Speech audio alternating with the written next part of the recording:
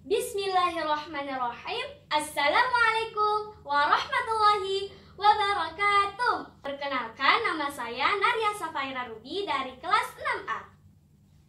Teman-teman dan dewan juri yang saya hormati, pada kesempatan yang berbahagia ini, izinkan saya untuk menceritakan satu kisah teladan Rasulullah SAW yang berjudul Memuliakan Anak Yatim.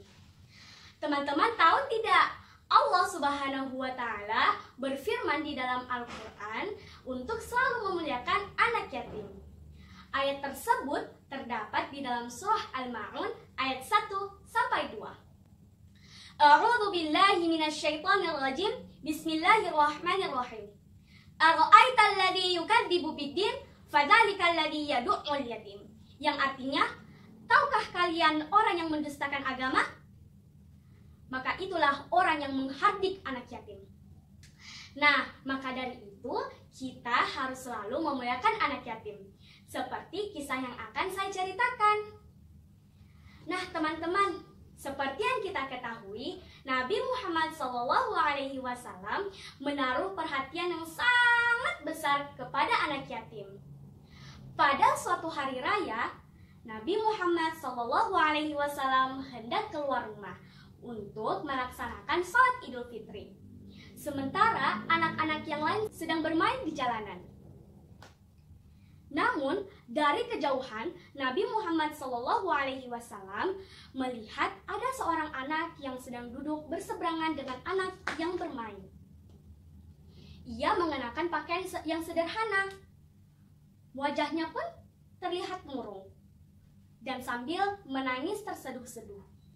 Akhirnya Nabi Muhammad SAW menghampiri anak tersebut, dan Nabi Muhammad SAW pun berkata, "Nak, mengapa kau menangis dan tak bermain bersama mereka?" Tanya Nabi Muhammad SAW kepada anak tersebut. Anak itu pun menjawab, "Paman, ayahku telah meninggal. Ia mengikuti Nabi Muhammad dalam peperangan. Tetapi ia gugur dalam peperangan tersebut," kata anak tersebut. Nabi Muhammad SAW mendengarkan dengan saksama rangkaian peristiwa dan nasib malang yang menimpa anak tersebut. Anak itu pun melanjutkan ceritanya. "Ibuku telah menikah lagi. Ia mengambil semua warisanku yang merupakan peninggalan dari ayahku. Kini aku tak memiliki apa-apa. Dan hari raya ini aku melihat teman sebayaku telah merayakan hari raya bersama ayah mereka. Perasaanku dikuasai oleh kehampaan tanpa ayah. Oleh karena itulah aku menangis, Paman," kata anak tersebut. Setelah mendengar cerita dari anak tersebut, hati Rasulullah SAW pun runtuh. Ternyata masih ada anak-anak yatim dari sahabat yang memperjuangkan agama dan Rasulnya dalam peperangan dan mengalami nasib seperti anak ini. Kata Nabi Muhammad SAW. Nabi Muhammad pun berkata lagi, "Nak, apakah kau sudi jika aku menjadi ayahmu, Aisyah menjadi ibumu, Ali menjadi pamanmu, Hasan dan Husain menjadi saudaramu, dan Fatimah menjadi saudarimu?" Kata Nabi Muhammad SAW. Awalnya, anak tersebut tidak mengetahui bahwa yang menghampiri dia adalah Nabi Muhammad SAW. Tetapi setelah Nabi Muhammad SAW berkata seperti itu, seketika anak itu mengerti bahwa yang berada di depannya adalah Nabi Allah Muhammad SAW. "Mengapa tidak, wahai utusan Allah?" kata anak tersebut sambil bergembira.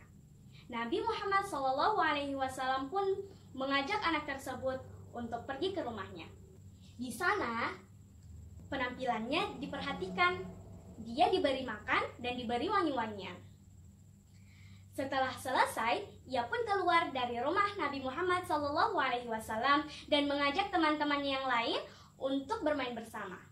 Salah satu sahabatnya pun bertanya, "Tadi kamu menangis, sekarang kamu sangat gembira. Ada apa denganmu?" tanya sahabatnya. Anak itu pun berkata, "Tadi aku kelaparan, kini aku sudah kenyang. Tadi aku memakai baju yang tidak bagus, namun lihatlah, sekarang aku sudah memakai baju yang sangat bagus. Memang aku dulunya anak yatim, tapi sekarang aku sudah memiliki keluarga yang sangat perhatian. Muhammad ayahku, Aisyah ibuku, Ali pamanku, Hasan dan Husain saudaraku, dan Fatimah saudariku," kata anak tersebut. Anak itu pun hidup bahagia bersama keluarga barunya, yaitu bersama keluarga Nabi Muhammad SAW. Nah, teman-teman, itu tadi cerita keteladanan Rasulullah SAW memuliakan anak yatim. Masya Allah, betapa mulia keteladanan Rasulullah SAW yang memuliakan anak yatim. Mau mencontohi keteladanan Rasulullah SAW tidak? Yuk kita mencintai anak yatim dan memuliakan anak yatim. Sekian cerita saya. Wassalamualaikum warahmatullahi wabarakatuh.